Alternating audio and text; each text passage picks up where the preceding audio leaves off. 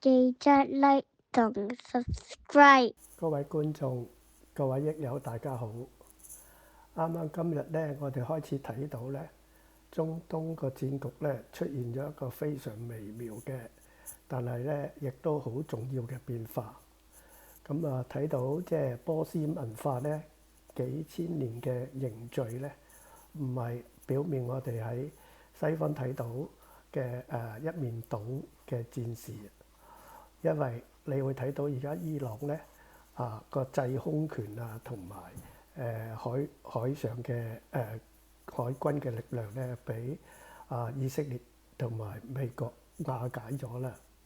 咁但係如果要你即係正式佢投降咧，距離咧仲係一個好大段日子，因為你美國同以色列最怕嘅咧，亦都係咧伊朗睇得到嘅，就係你唔敢派地面部隊落嚟咯咁。咁所以佢而家咧嗰啲處理呢場戰事嗰啲，特別係即係共和國衛隊啊，咁佢都唔係即係省油嘅燈嘅，佢咧全部而家搣埋咯，搣埋咧就係愛嚟保存實力噶嘛。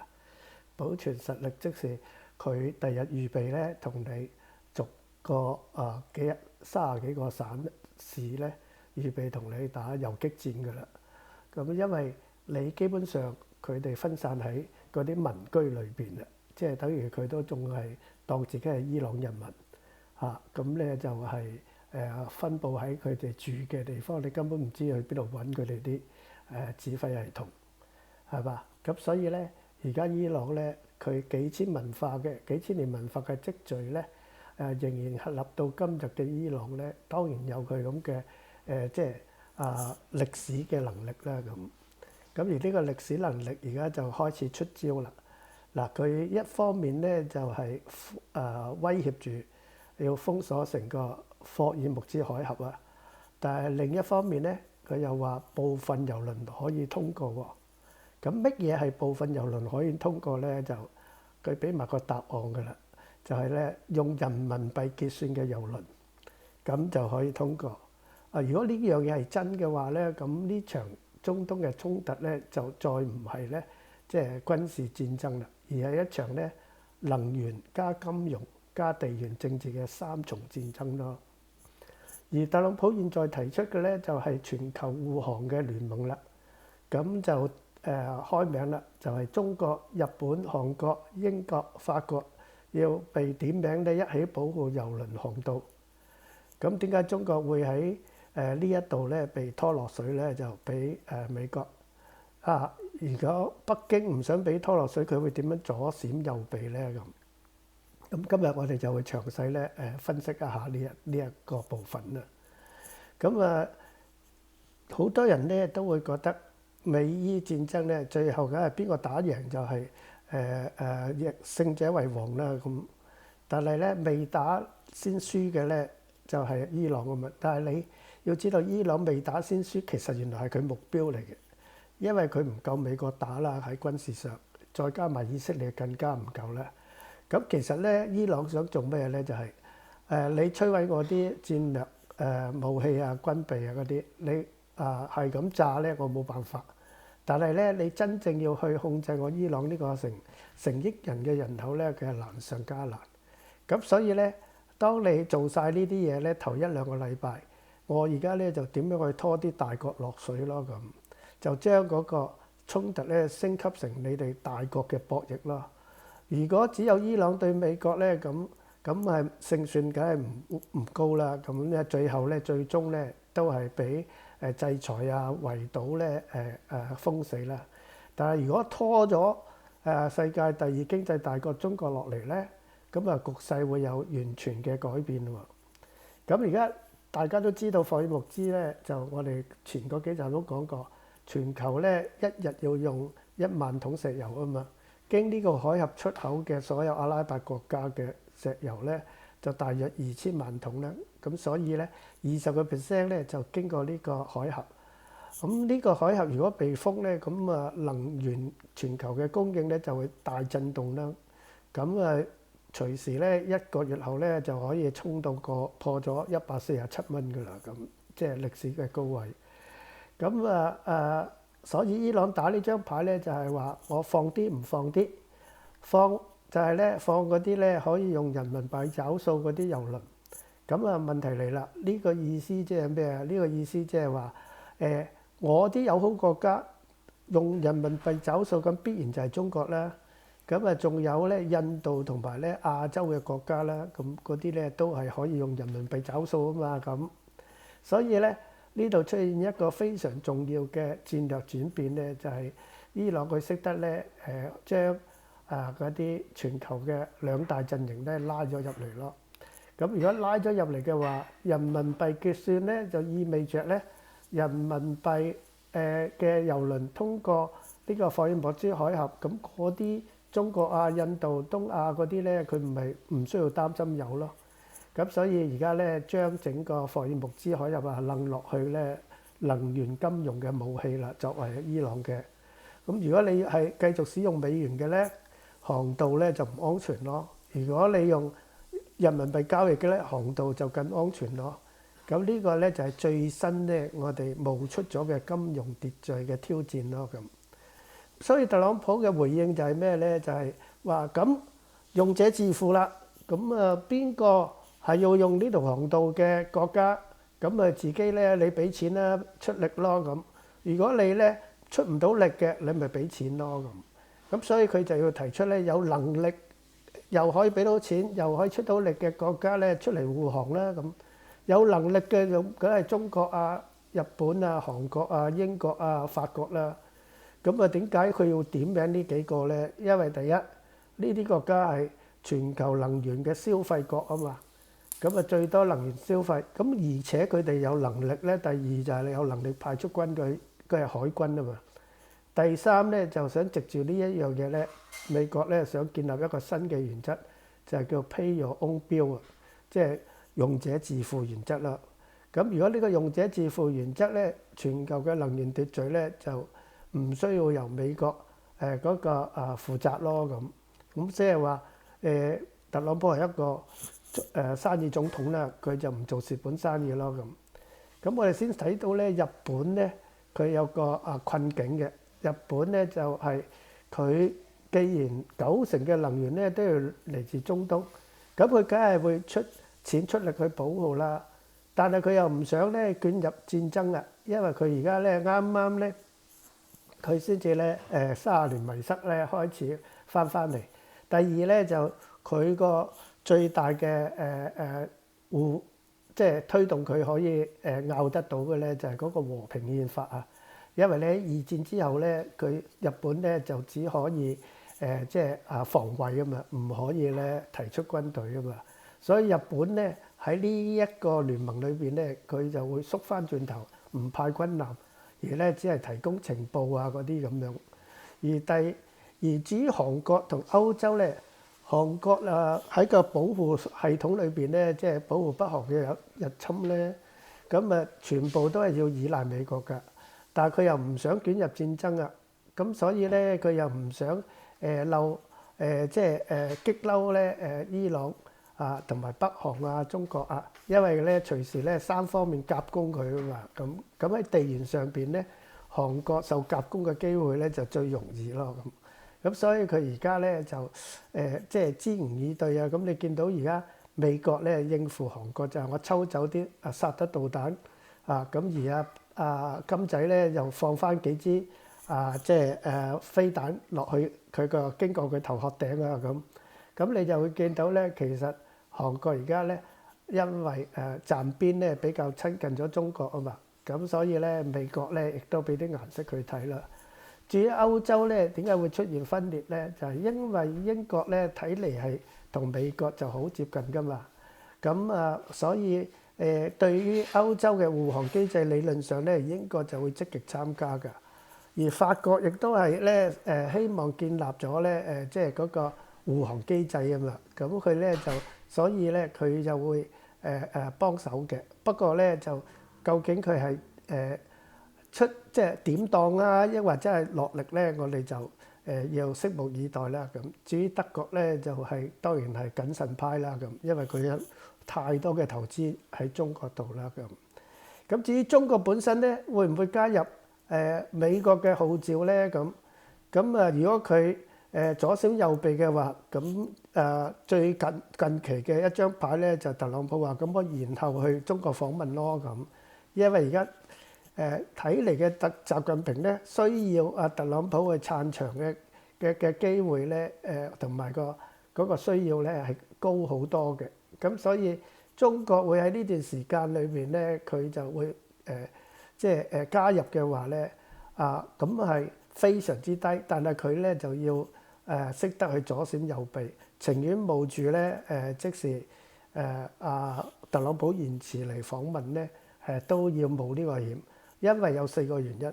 第一，佢咧就唔想承認咧全世界由你美國主導；第二咧，佢更加咧唔想得罪自己條僆啦，就係伊朗啦。第三咧，亦都唔想咧喺度混入咧呢場咧即係美伊去同伊朗嘅戰爭啊！因為咧咁樣會破壞佢嘅中立嘅形象啊嘛。咁所以咧北京咧就會採取咧左閃右避嘅4個行動啦。咁我哋估佢第一個行動咧就佢會公開支持航道安全嘅咁。不過咧就佢又唔會咧表明去派軍隊或者派戰艦喎，只係咧呼籲各方咧去克制啦。咁呢啲一如既往佢咁做啦。然後咧私下咧就同伊朗咧不停咁摸底溝通啦。然後就既然你話用人民幣可以啲郵輪過嘅，咁我咪繼續同你用人民幣咯。咁就確保自己中國嘅船隻安全咯。咁所以咧，如果伊朗打出呢張牌咧，就變成咧人民幣郵輪咧就優先可以咧安全咁經過呢個航道咧。咁呢啲嚟自友好國家嘅郵輪咧，係咪用人民幣結算啊？唔緊要，最後咧人民幣都會換翻美金㗎啦。但係世界嘅能源嘅金融秩序咧，就可能出現咗咧好極大嘅變化啦。咁呢個咧，我哋第一睇到呢個變化嘅第一個衝擊咧，就會係過去50年石油嘅美元體系咧就會受到挑戰啦咁。因為全球嘅石油交易咧喺過去50年咧幾乎全部都係用美元結算嘅。呢啲就係所謂咧石油美元體系。而呢個體系咧有一個好重要嘅作用咧，就係全球各國如果要買石油咧，就必須持有美元。而由於你要持有美元咧，所以佢哋嘅相關嘅央行啊、銀行啊、企業咧都要持有大量美元咯。而呢啲美元咧之所以你要持有，就變成咗全球儲備貨幣嘅最重要之一咯咁。所以如果未來出現一種情況，就係咧，因為伊朗呢一場封鎖霍爾木茲咧，而令到部分交易咧，石油交易咧改用人民幣咧，咁人民幣咧因為喺呢個地區嘅交易安全啊嘛，咁就意味著咧石油美元嘅統一體系就變成第一次出現真正嘅地緣政治衝擊啦，係嘛？咁呢個地緣政治衝擊咧，就你知美元霸權係最憎有呢啲咁嘅嘢啊嘛。連歐羅咁歐洲嘅朋友啊，佢都咧要不時咧搞亂下歐羅嗰個體系㗎啦。即係你睇佢喺2009年自己出事之後咧，去到2011都搞到成個歐豬危機啦債券危機啦咁。嗱咁我哋睇到另外呢個人民幣愛嚟做呢個郵輪經過嘅即係嗰個保護盾咧，就帶嚟第二個衝擊咧，就係全球嘅航運保險啊。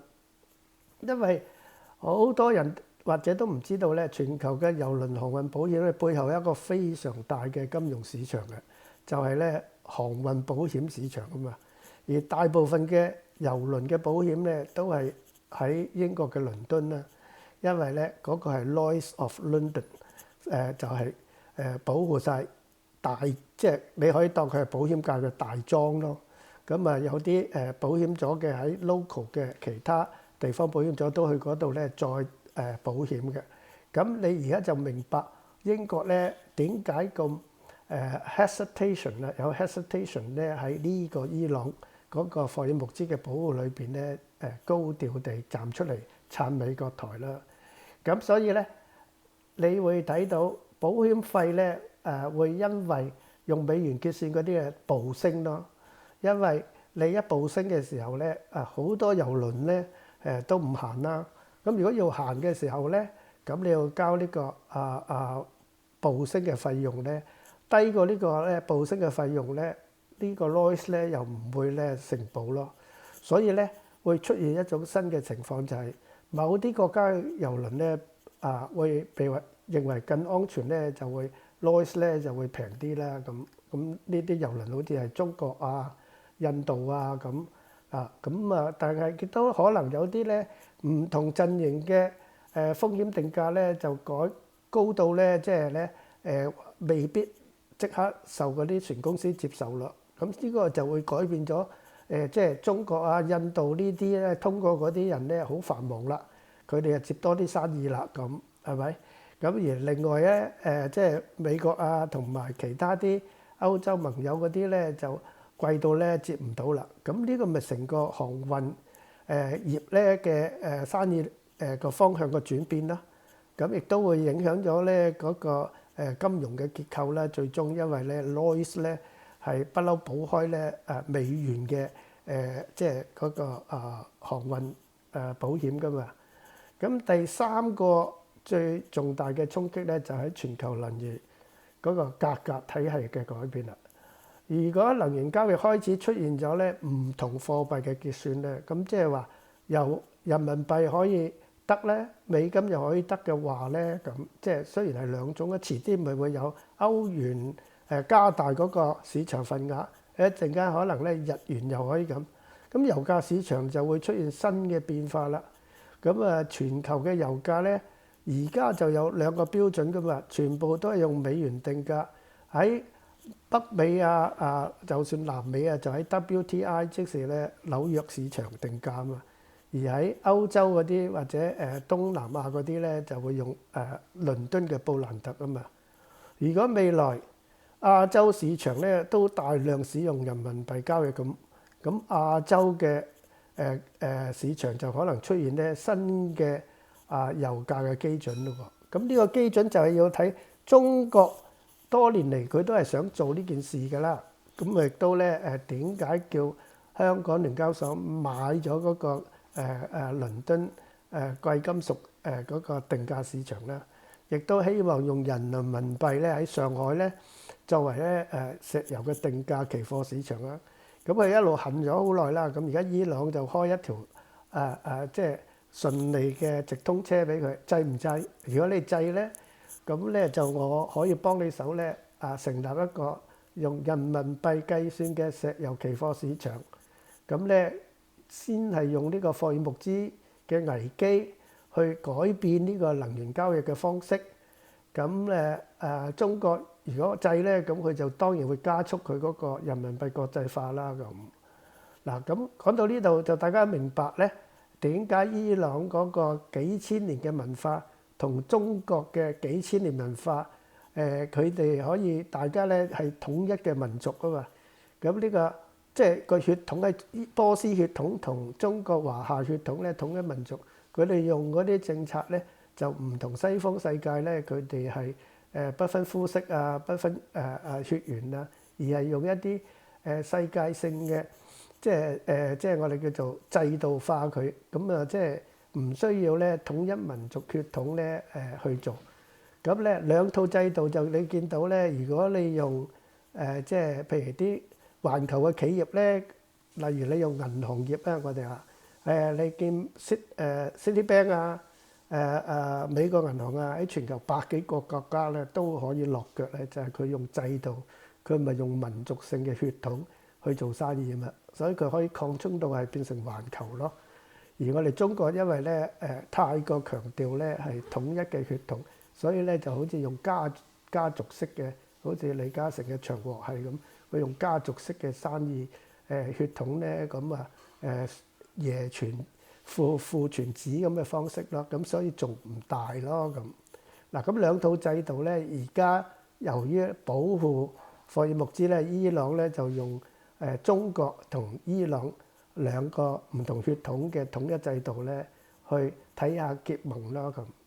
咁所以各位觀眾，如果嚟到呢度咧，你就知道霍爾木茲海峽而家發生嘅事咧，其實唔係單單一個中東衝突，因為同一時間咧係一場咧能源戰、金融戰同貨幣戰一齊啦。特朗普而家推動嘅咧就係要全球郵輪護航嘅聯盟咧。咁如果要確保呢件事能夠成功咧，就要咧全球能源秩序咧仍然由美元嘅體系主導咯。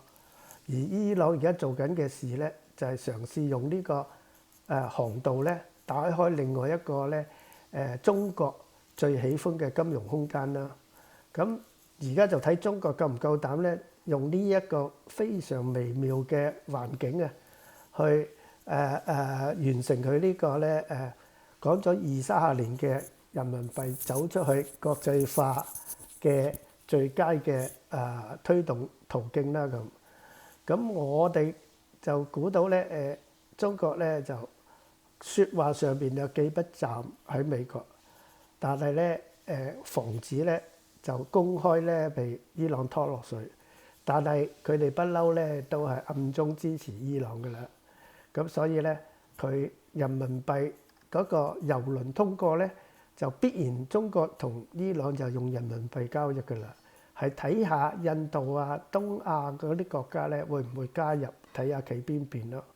咁所以全球能源市場咧就變咗政治嘅戰場啦。咁就大家都會睇到咧一場新嘅能源金融嗰個架構咧喺度重組咯。所以如果你要記住咧，就係霍爾木茲海峽咧，唔係單單係石油通道啦，係咧發展到提升到係全球金融秩序咧，能唔能夠重新 set 一個新嘅出嚟嘅試驗場咯？嗱，咁多謝大家咁有耐性睇到呢度啦，咁就請你動一動手指撳個 like 啊，咁然後你遲啲有機會嘅時候啊，考慮加入我哋嘅Patreon咧，作出一個持續嘅支持啊！多謝大家，下一集見，拜拜。